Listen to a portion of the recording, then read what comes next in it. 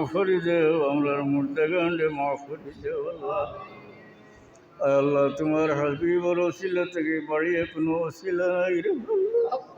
তোমার হাবিবর ওসিলা দিয়ার আমরার মুশকিলাত রে আসান করে দেও, আমরার বেমারি হলো রে শিফা না, কলজি হলো রে করলা হরবার তৌফিক।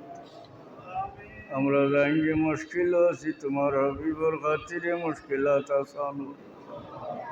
আমরার ভাই বান্ধব বাচ্চা কাচ্চা যারা বিদেশে আসুন, আমন আফিয়তর সাথে রাখো, ইজ্জতর জিন্দগি নসিব করো ইয়া আল্লাহ। এই মজলিস আউয়াল থেকে আখির পর্যন্ত কবুল ফরমাও